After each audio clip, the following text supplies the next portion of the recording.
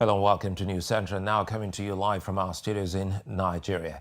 I'm Sulaiman Arled, and here are the top stories. These are: Patrice Talon wins first round of Benin Republic presidential elections by a landslide. After more than 30 years, Blaise Compaoré to stand trial for murder of Thomas Sankara. Uganda maintains night curfew to curb spread of COVID-19 despite pressure from Parliament. Details in a moment.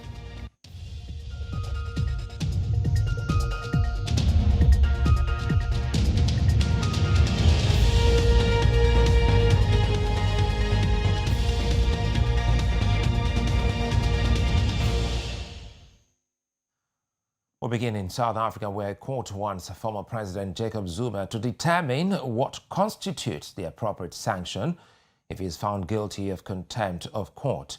Zuma has until tomorrow, Wednesday, to suggest what sentence he should be given in a marked deviation from the standard rule book. The 79-year-old has repeatedly snubbed a judicial panel investigating allegations of graft during his 9-year rule. He's claimed bias on the part of the chair of the panel and political interference in the judiciary. The former head of state testified only once in July of 2019 before staging a walkout days later. It is still unclear if the former president will honor the directive. The estranged wife of a former South African cabinet minister who was supposed to spill the beans about her husband's alleged involvement in corruption today made an 11th-hour withdrawal from the proceedings. Norma Ngoma is the former wife of former Public Enterprises Minister Malusi Gigaba. She was set to testify at the country's State Capture Commission to testify about her husband's relationship with the controversial Gupta family. But just hours before she was to take the stand, the commission heard that Ngoma was no longer going to appear. Joining me this evening from Johannesburg, South Africa, is journalist and editor Candace Bailey. Good to have you again, Candace. What happened today, and what does this new development mean? Good evening, Suleiman, and good evening to your viewers. Definitely quite a surprise move at the commission today. Essentially what happened this afternoon, Ms. Ngoma was scheduled to appear at about 4 p.m. in South Africa time. And just a little bit after 4, shortly after the former CFO of Eskom appeared before the commission, we heard testimony from her legal representative saying that she was no longer going to appear before the commission. And what the legal representative cited was personal concerns about her proposed appearance. So one of the big things that was supposed to happen is that her estranged husband has said that he wanted to cross-examine her at the commission.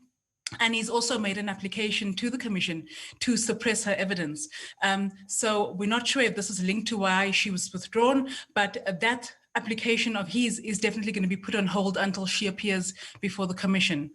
What happens now is that the presiding officer of the commission, Deputy Chief Justice Raymond Zondo, has said that he would issue a summons to have her come before the commission. Was Ms. Ngoma's testimony linked to the fact that she and Gigaba had a fallout just last year?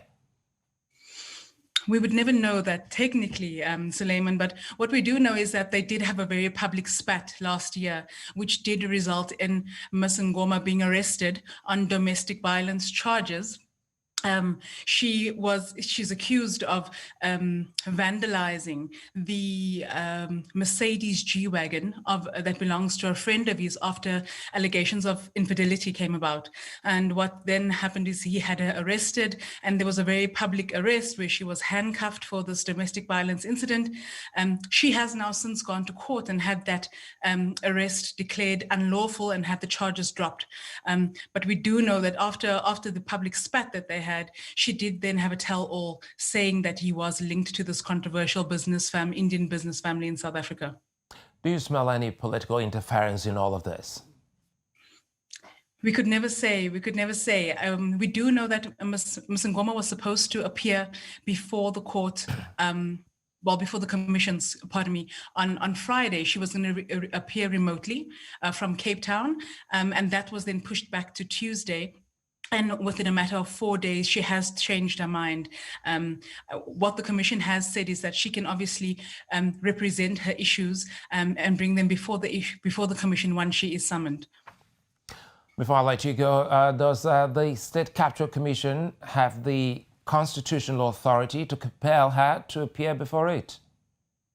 They do indeed. They do indeed. It's a very similar incident to what we're seeing with Jacob Zuma, with our former president Jacob Zuma, who also needs to appear before the same commission. They can summon her, and she would need to come before the commission. Many thanks for speaking with us, Candice Bailey. Thanks, Suleiman. Well, staying in South Africa, an outbreak of avian influenza has been detected on a chicken farm in South Africa's central province of Gauteng. The Agricultural Ministry on Tuesday said around 300 birds died of avian flu at the commercial chicken layer farm in Ekurhuleni, east of Johannesburg. The ministry said samples from the farm tested positive for the H5 strain. The department warned poultry farmers to be on the alert for signs of the disease and report any suspicions to the nearest state veterinarian. It said the birds in the affected house at the farm were destroyed and the farm placed under quarantine while veterinary authorities investigate the extent of the outbreak. Now, staying in the region, the World Food Programme says more than 950,000 people are facing severe hunger in Mozambique. Recent attacks by insurgents in Mozambique has forced out at least 11,000 people. More than 2,600 people have been killed and almost 700,000 displaced since the rebel insurgency started in 2017, creating a massive humanitarian crisis.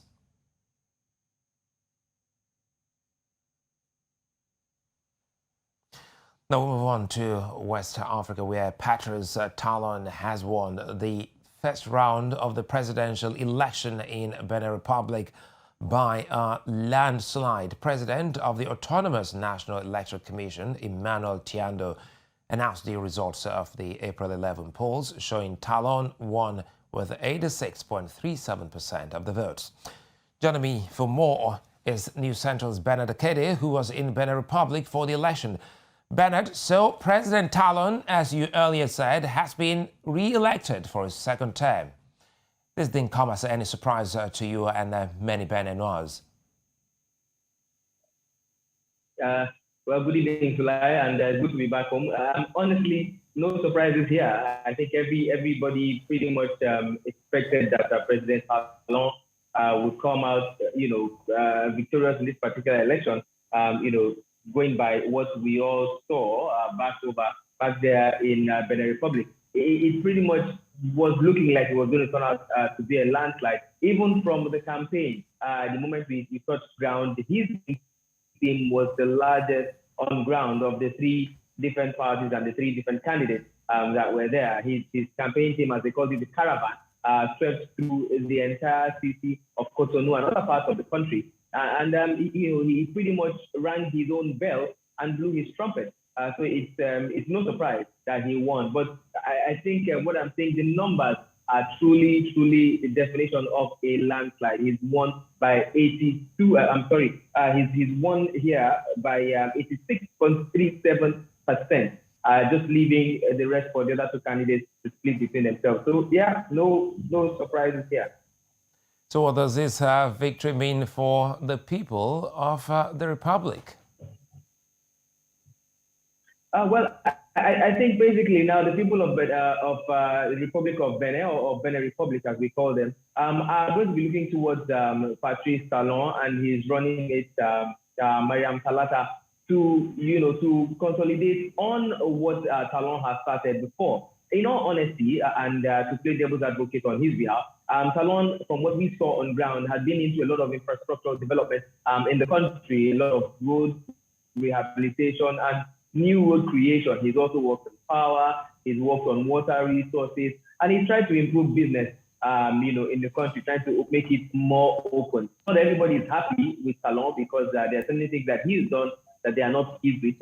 One of them was breaking his promise of running for just one term, and then pretty much removing his strongest opposition from his way But what this definitely means, to answer your question again, to the people of Benin Republic, is that they will be expecting, like he has promised, to consolidate on what he has started with in his first term, and they hope that he will not drop the ball. Basically, that's the message that's going around, that has been going around in Benin Republic.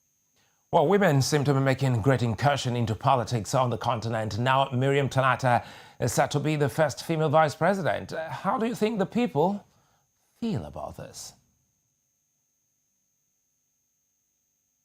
Yeah, definitely. While the campaign was going on the last day of campaigns, that's Friday last week, we spoke to a few young ladies and a few women in Cotonou, the commercial capital, and it was exciting, for them. Even though some of them were not happy with President Talon, they were quite happy that for the very first time, a woman is going to become that, if they actually won, and now they have, a woman was going to become the first vice president of the Republic of Benin, which eventually means that, women inclusion in government and in politics has extended to this small but very flamboyant West African coastal nation. And of course, there were those who were pretty much very optimistic that, who knows, from vice president in the next few years or next few elections, they just might see a woman ruling this particular country. So it's also adding to the excitement in Benin Republic, and it's giving women a stronger voice. Now, they are hoping that with a woman now at the helm of affairs, or should I say in the corridor of powers, it will encourage more women to take up more political positions, and that she will pull her weight to make sure that women are ably and properly represented when it comes to government and governance of the country. So, Bernard, you covered the election. So what would you say were the downsides for this election, which you think should be addressed going forward? Definitely, I think I would like to start with freedom of the press. I beg your pardon. It was one major challenge that we had when we got on the ground. Benin Republic is a country where you would expect that democracy should rule and should be the order of the day. And with democracy comes openness, transparency, and freedom of expression, freedom of the press. Sadly, that was not so. If you've been following things, you will see that there's not been so much visuals in terms of videos coming out from Benin Republic concerning the election, pre-election, during and post-election. Just very few media or mediums basically have been able to put out information, News Central being one of those media outfits that were able to do that from the election ground. So one would expect that freedom of the press would go with their democracy. And then secondly, I'll put it here, is the fact that we did see and we have seen that the opposition parties basically didn't have so much opposition, so to speak. The major oppositions who would have tackled the president, the very first one, talking about Rekia Majugu, was arrested last month, and then the other two who were ministers in the previous dispensation have fled the country. And then we also noticed that trying to speak to citizens of the country, many of them were afraid for themselves, saying they didn't want to get arrested or didn't want to be on the wrong side of the government. So one would also hope that there will be more freedom. There will be, greater chances for others to actually participate in election and to run against the government, whether incumbent government or new governments coming in. So I think, in one word, more openness of the country when it comes to political participation and freedom of the press is what I would hope they would work on come their next election in the next 5 years. Many thanks, Bernard Akele, for unpacking that for us. Well, in Burkina Faso, former President Blaise Compaoré is to stand trial for the murder of Thomas Sankara, the man who he ousted in 1987. A military tribunal on Tuesday indicted Compaoré for attack on state security, complicity in murder, and concealment of corpse. 13 other people were among those charged, along with the former president. Mr. Compaoré was forced into exile in 2014 after he attempted to change the law to extend his rule. A warrant for Compaoré's arrest was issued in 2015. Now, the leader of Mali's Tuareg-led rebel alliance, Sidi Ibrahim Ould Sidati, has died from gunshot wounds. A government spokesman said Sidati was shot during an attack by unidentified gunmen outside his home in the city on Tuesday. Spokesman for the coordination of Azawad movements, Almu Muhammad, said Sidati was shot in the capital Bamako on Tuesday morning. Mohammed said he was taken to a hospital but died hours later from his wounds. Mali's government has said an investigation will be opened into the attack. No one has claimed responsibility for the shooting. Now, legislative aides in Nigeria's parliament have protested over several months of unpaid wages. The aides gathered at Nigeria's National Assembly complex, urging the President of the Senate and the Speaker of the House of Representatives to intervene and ensure their 20-month-old arrears are paid. Amadi Oye, our correspondent, has more. The lawmakers were expected to resume from the Easter break celebration, but met the legislative aides in their numbers chanting songs of solidarity.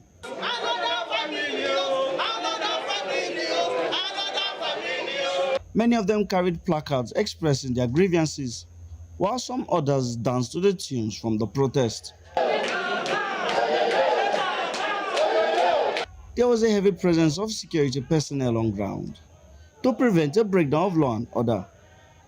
The aides say they are tired of waiting for their allowances, almost 2 years since the inauguration of Nigeria's 9th National Assembly. Aides are dying in their numbers. Aides cannot pay their rent. Aides trek to work.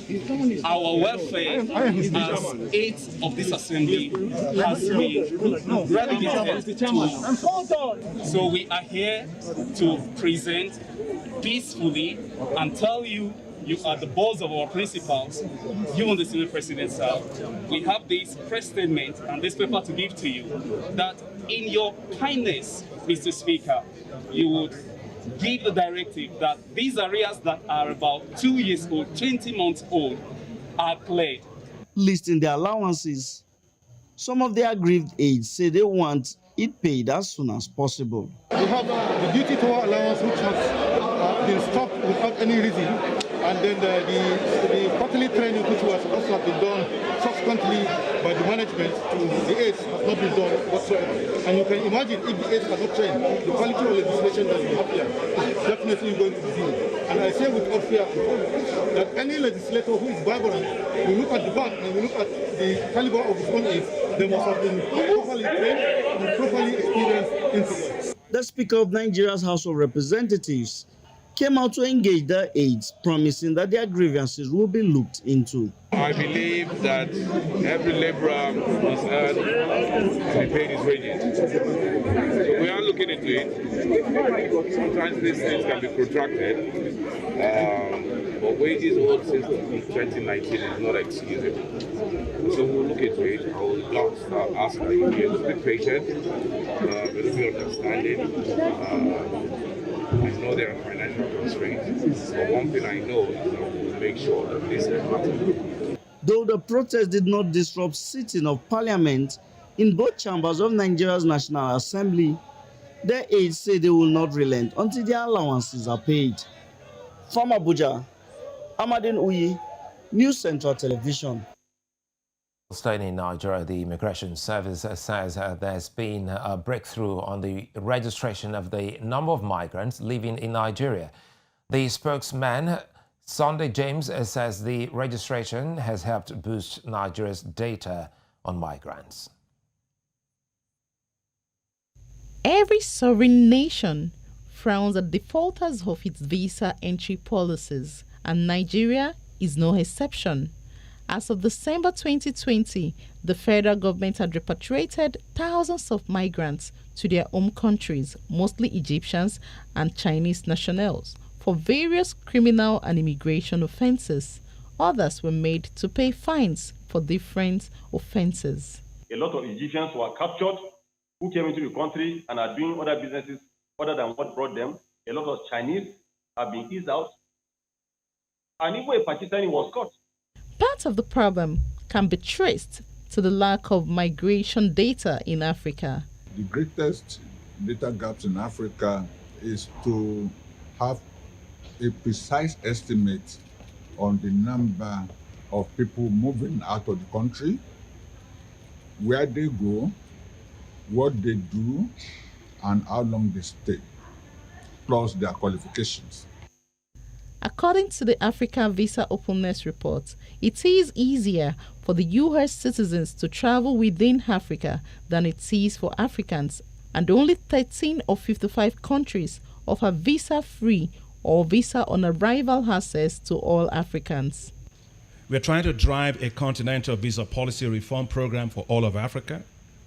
We want to make things very simple. We want to remove many of the challenges and the procedures that are facing many people when they travel.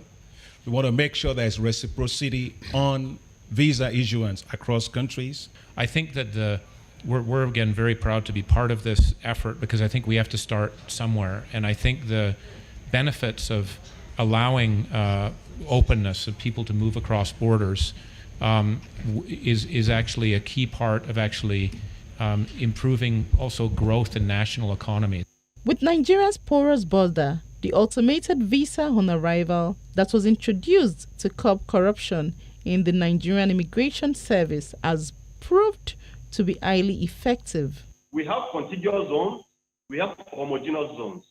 We have areas where people speak the same language, they have the same culture, and they are only being separated by this artificial demarcation.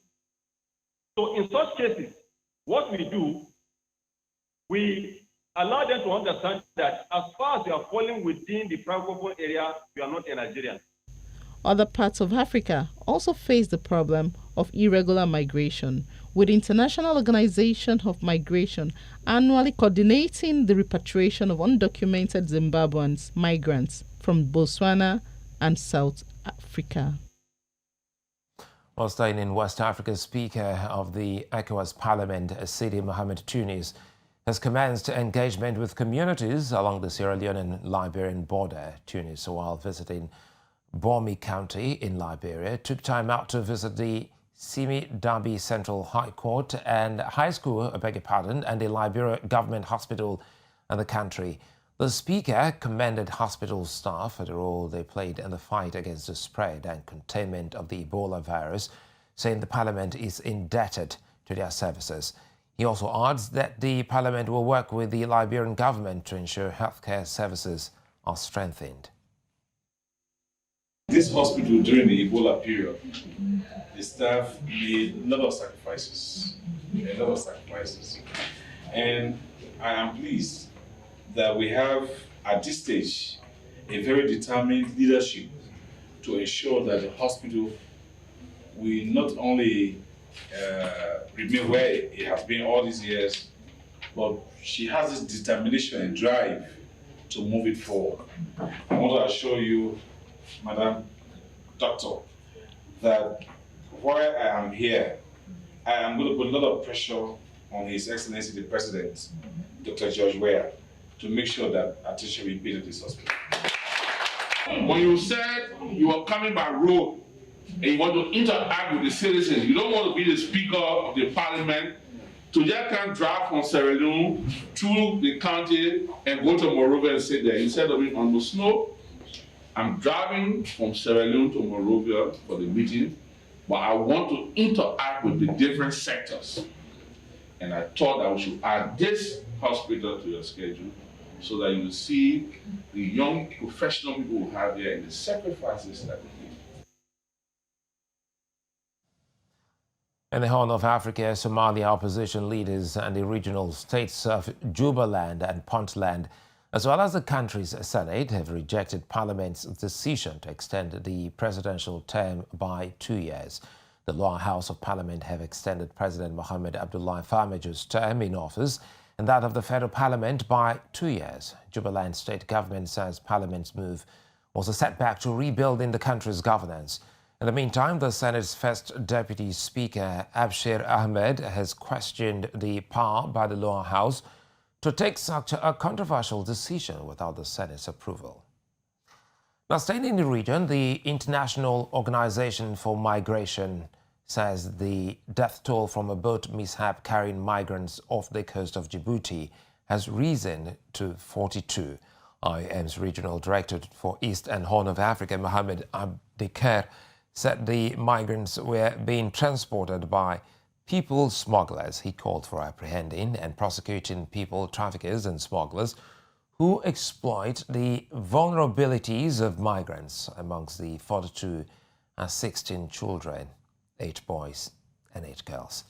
There are also 14 survivors. Now, an Egyptian court has seized the massive vessel Ever Given that blocked the Suez Canal for nearly a week. The court ruled that the owner must pay $900 million compensation before the vessel will be released. The Panama-flagged ship is officially held in the Great Beta Lake in Ismailia province, northeast of Cairo, owing to the procrastination of the Japanese owner of the skyscraper-sized Ever Given in paying the compensation. That amount takes into account the salvage operation, cost of stalled traffic and loss of transit fees during the week when Ever Given blocked the canal, he explained. Now, the container ship ran aground on March the 23rd in Suez Canal, and the traffic resumed on March 29 after it had been successfully refloated. When the news returns, the latest on the coronavirus across Africa as Uganda maintains a night curfew imposed to contain the spread of COVID-19. Stay with us.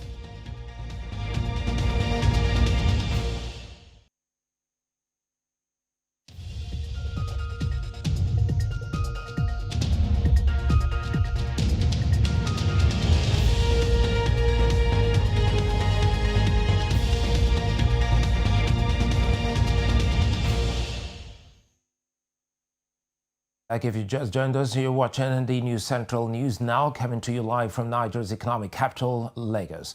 Now, Kenya's President Uhuru Kenyatta has opened a new government small arms factory with a small single-shift annual production capacity of 12,000 assault rifles. At the unveiling ceremony last week in Ruiru, Kiambu County, Kenyatta said the East African country seeks to enhance its self-reliance and security through local production of equipment and technology. The 4 billion Kenyan shillings factory is a part of a broad multi-agency national security industry strategy and is the first of a kind in East of Africa. Factory, part of the National Securities Industries Network, seeks to move the country from traditional outsourcing to self-reliance and strengthening the country's security equipment production, a first in East Africa. Kenya has manufactured about 12,000 rifles, with 60% of the components being locally manufactured. The local production aims at reducing dependence on imported parts and save the country from expenditure. Not only will this support our national security requirements, but it will also aid in national economic and technological advancement by creating local industrial capacity that can be scaled up to various other uses. This, ladies and gentlemen, is a game changer.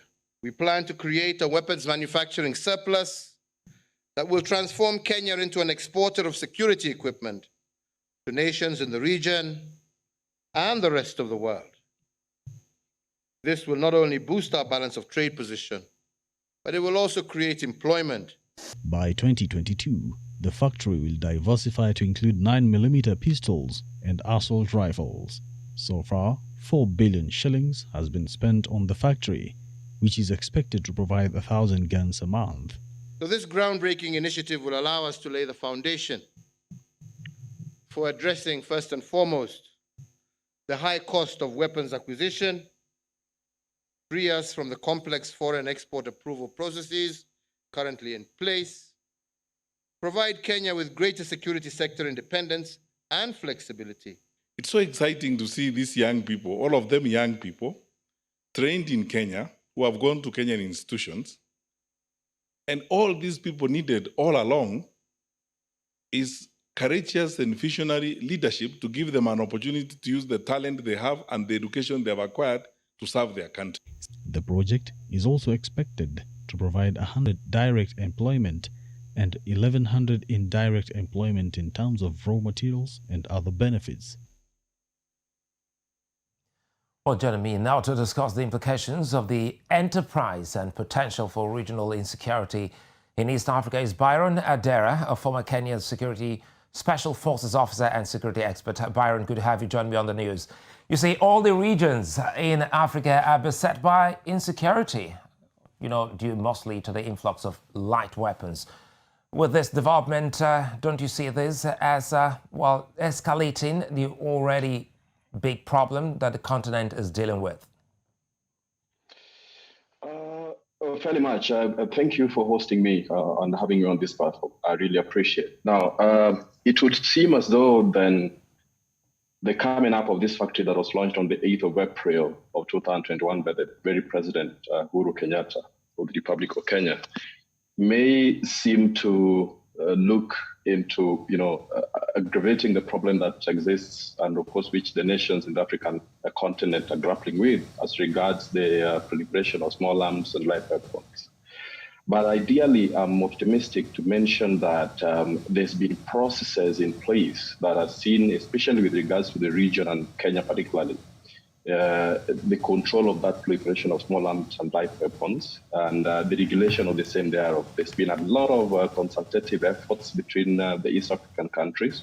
Indeed, our borders have had problems of porosity, much less, of course, with regards to the kind of insecurities that the different countries face as pertains the violent groups or the organized groups that, of course, participate in crimes of sorts here and there.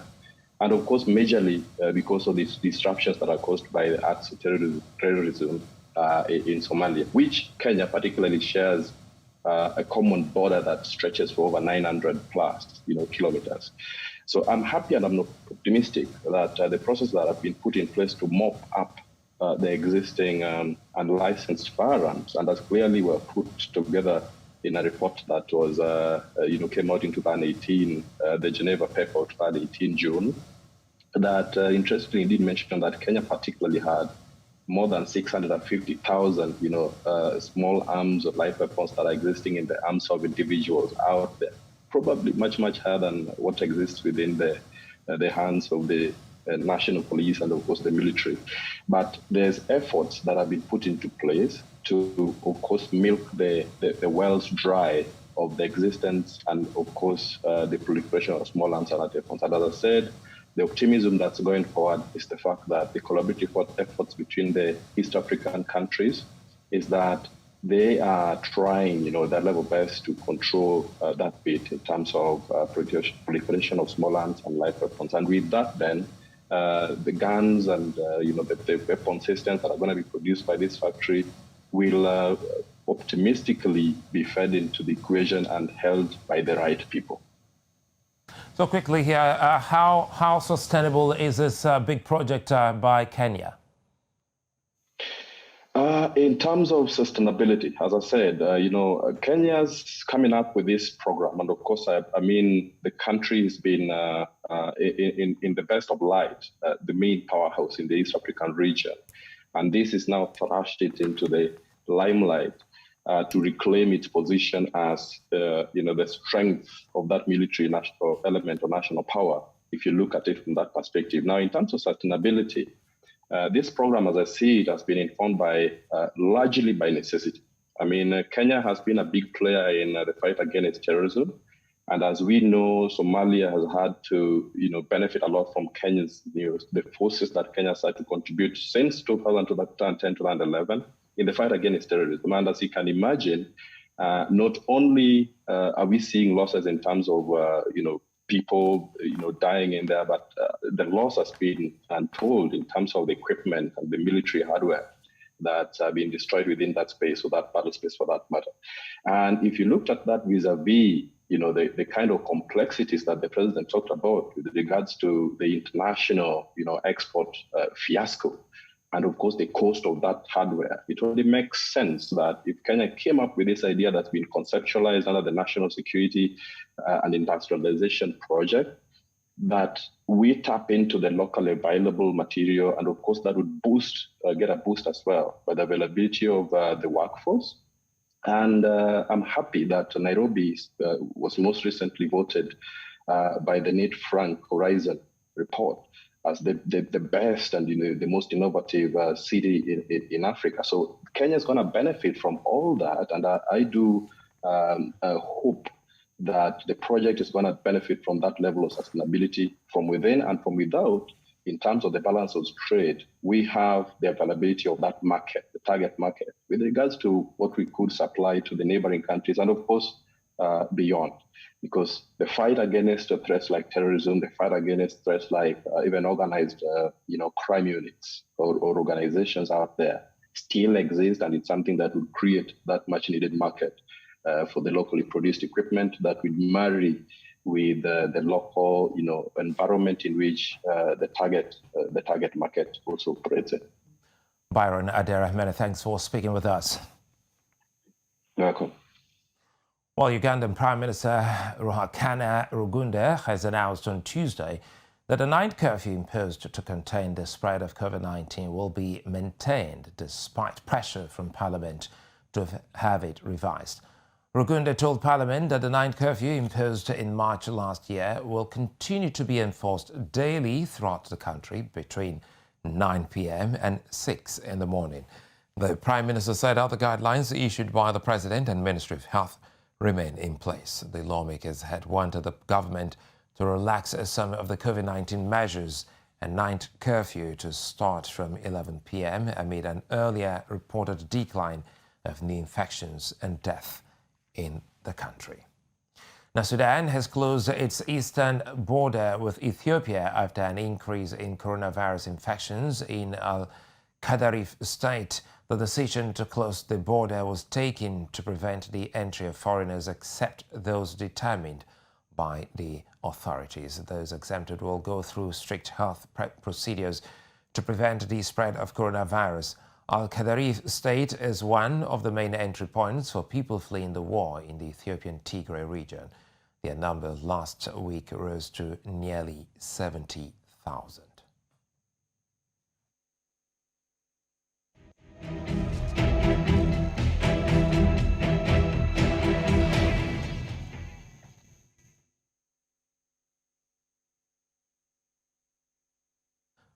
Well, yes, authorities are calling for a pause on the use of the Johnson & Johnson COVID-19 vaccine. We'll bring you more on this and other stories after the break. Join us again.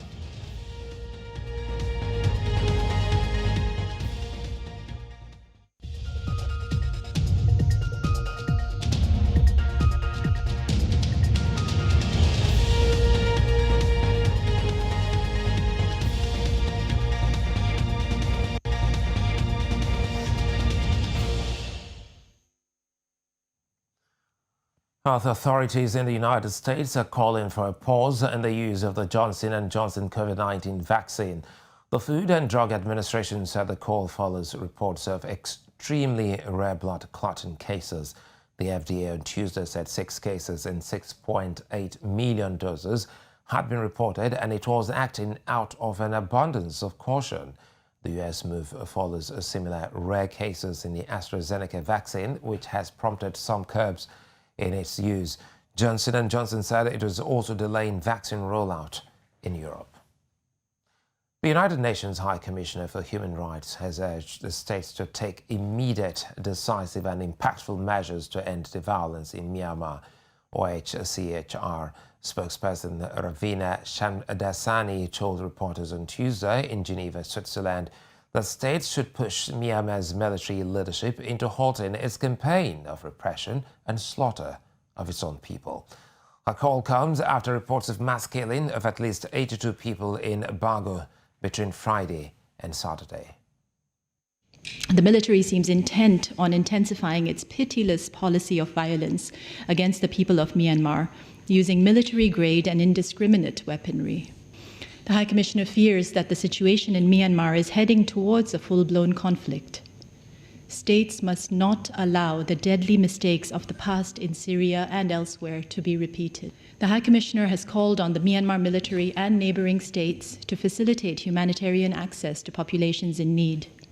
She has urged neighboring states to give temporary protection to people fleeing the violence and to refrain from returning Myanmar migrants at this time. This is in accordance with the principle of non-refoulement.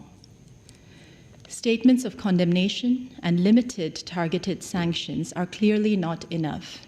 States with influence need to urgently apply concerted pressure on the military in Myanmar to halt the commission of grave human rights violations and possible crimes against humanity against the people.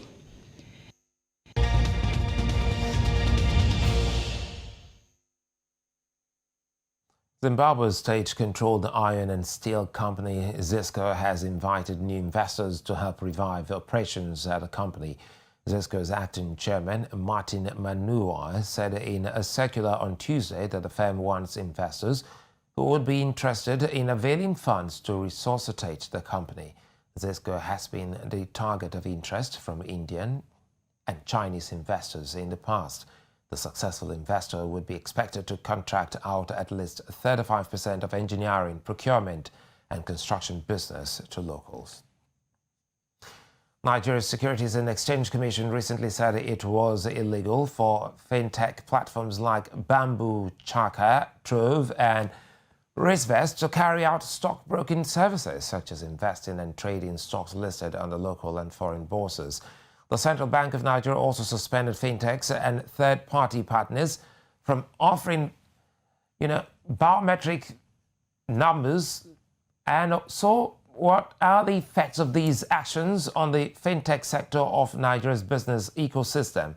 Now, New Central Business Edge spoke to Muyiwa Faulkner, co-founder and Chief Executive Officer of Black Copper, who offered his take on the development.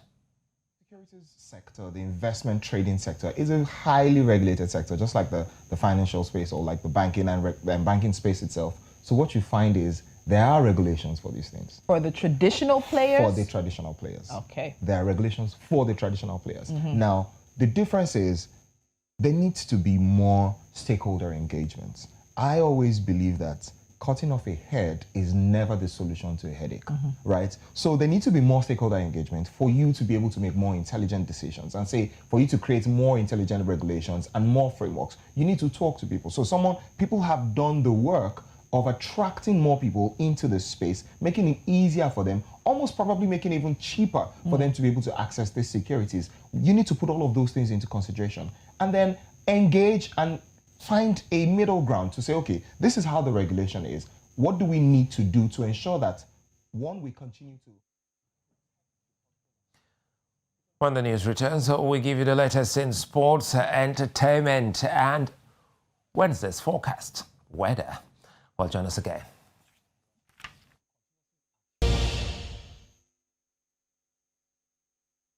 Now tracking sport updates at this time. The much anticipated unification heavyweight fight between Anthony Joshua and Tyson Fury might happen in the coming days. This is according to Fury, who says chances of both men being in the ring soon is 100% possible. Representatives of the two British heavyweights are examining offers made by venues to stage the fight. An offer from Saudi Arabia is the place, and Fury says other bids are also under consideration. Fury will risk his WBC belt, while Joshua, his IBF, WBO and WBA titles are set to be on the line in the first contest for all four major belts at the heavyweight. Everton and Ivory Coast midfielder Jean-Philippe Gabin, of course, is set to miss the rest of the season with another injury, having just returned from a 20-month layoff. The 25-year-old made a substitute appearance against Crystal Palace last week, his first action since August 2019 after a thigh and Achilles issue. But after sustaining a knee contact injury in training on Saturday, he missed Monday's draw against Brighton. Bamin will undergo a scan on Tuesday to learn the extent of the injury. The game against Palace was only his third Everton appearance after signing from Mainz for €25 million in the summer of 2019. He was set to return last summer after recovering from a thigh problem, which required surgery, but an Achilles injury in training kept him out for further 11 months. Federation of International Football Association, FIFA, has slapped Kenyan Federation Premier League side Wazito with a 3-window transfer ban. Overdue it owes two former players. Ghanaian Paul Akwa and Ugandan Matsu Agu are the players at the center of this ban, which was communicated to Wazito and the Federation. The ban will take effect at the beginning of next transfer window period. FIFA's Dispute Resolution Chamber had in October 2020 ordered Wazito to pay 5 players it sacked over 6 million Kenyan shillings. It was clarified that if the club fails to settle the amount within the next period, FIFA can impose more penalties on them, which include relegation. Moving to the English Premier League right now, we have Aston Villa have confirmed that Egyptian international Mahmoud Hassan Trezeguet will undergo knee surgery following his injury in their league encounter against Liverpool on Saturday. Trezeguet went down following a race on the ball with match winner Trent Alexander-Arnold and had to help off the field. He had to be helped off the field. His injury comes at a time the former Al-Ahly winger was starting to gain momentum. He scored his first 2 goals of the season against Fulham right before his injury in the following game against Liverpool. We talk rugby right now. Sam Cane is looking forward to coming back stronger after successful surgery on his torn pectoral muscle, and the All Blacks captain said on social media. Cane will miss most of the Test season while sidelined for up to 6 months after suffering injury during the Waikato Chiefs win over the Auckland Blues last month in New Zealand Super Rugby. The 29-year-old also had work on his shoulder during the surgery and said the surgery went well, and he's looking forward to starting the rehab process and coming back stronger. The All Blacks are slated to host Italy and Fiji in the July international window, pending the COVID-19 situation and the sign-off from global governing body World Rugby. And there you have it, sport update at this time. I am Onyechi Obaro. Over now to Suleiman for the rest of the bulletin. Thanks, Onyechi. And Twitter has set up its headquarters in the West African country of Ghana. Plus, more on the entertainment world with Rekia.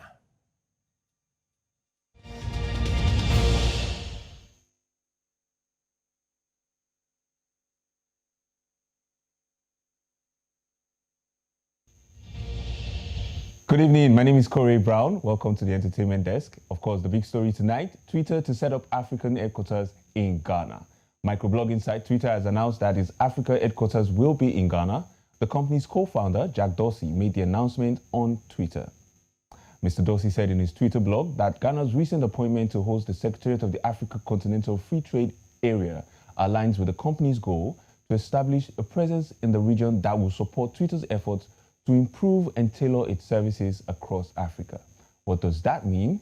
I have 2 guests on the show tonight who will be discussing extensively the importance of Twitter in Africa and, of course, setting up in Ghana. Ladies and gentlemen, I have Obina Agu, an entertainment specialist, an A&R here in Nigeria. And also, I have another friend of mine who is David Ajirako. I hope I got that right. You did. David Obina, how you guys doing?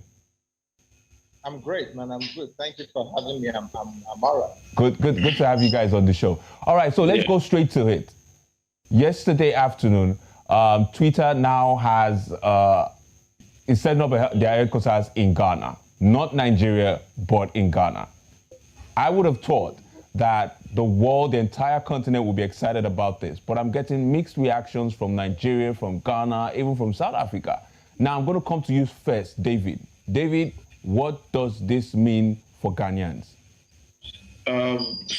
It's huge. It's huge because Twitter is obviously one of the big tech companies around, and setting up office in Ghana is very huge. I mean, they are not the first people to set up. We've had companies, the obvious big companies from Oracle to Facebook, setting up in most African countries. For us, setting up in Africa with engineering teams, that's what's key. They are setting up with engineering teams. It's a big thing for the current crop of developers and engineers and tech people around, and also for the future ones. For me, I think that it's a big opportunity for developers now, because in looking for your next opportunity, you really do not need to relocate from your home country. If you do not want to, past developers or older developers have always had problems trying to relocate from their home country, and some of them don't want to do it. And sometimes you find yourself that if you don't do that, you don't get that expertise. But then with Twitter and obviously other companies moving in, you kind of harness all those two together, so you can still be in your home country, and still get the expertise, and then the knowledge you still acquire to improve yourself. Obina, do you agree with David on this one? It's that is the painful part. The painful part is that you cannot disagree. The facts are there, clearly stated. The way our government handled everything, it's not rocket science. We all know that nothing that our administrators would have liked more than to make a scapegoat out of Jack and his platform. So away from that, it just goes to show that freedom of expression and all these other things are still pretty much an issue here, especially with this new government. And also, we have to talk about infrastructure, ease of doing business.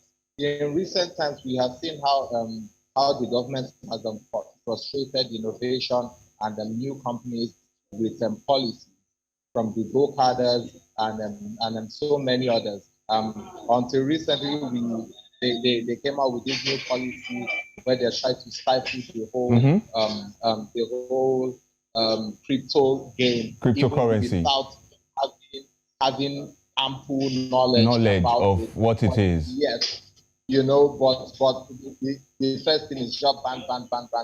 Yeah. So more and more, and on social media, you see these jokes now where people are saying, hey, in the tech space, do not celebrate your success, because if you celebrate it, you're going to get hacked. Everybody's going to be watching you. They're going to put one policy that's going to siphon it and then make it hard for you. So I get you. It is sad that we're at this point now. What other company do you think is coming to Ghana anytime soon? I think that Twitter has been very smart in doing this hack, essentially running a modus operandi in Ghana whilst running remotely and hiring people from all these other countries. I think that people are going to follow suit. I think that Netflix is going to follow.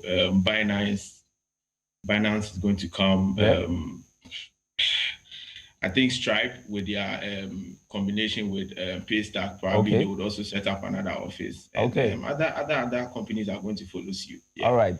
Thank you very much, David. Obina, thank you very much. Thank you very much. As Africans, we're very proud of this development. We both countries have great investment coming from the outside world, and I want to thank you both.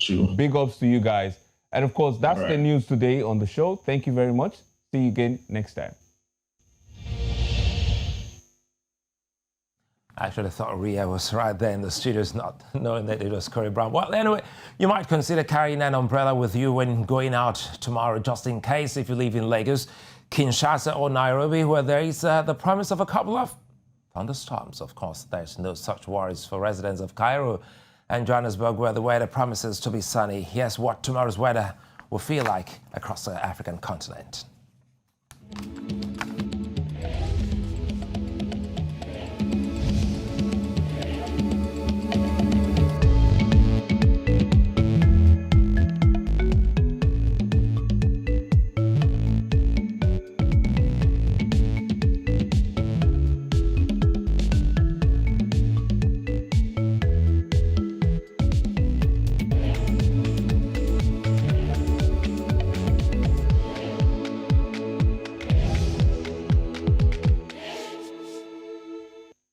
And I see plenty of sunshine. Well, that's all on the news at this hour, but before we go, let's take another look at some of the major stories. Patrice Talon has won the first round of the Benin Republic presidential elections by a landslide. Blaise Compaoré is to stand trial for the murder of Thomas Sankara more than 30 years after.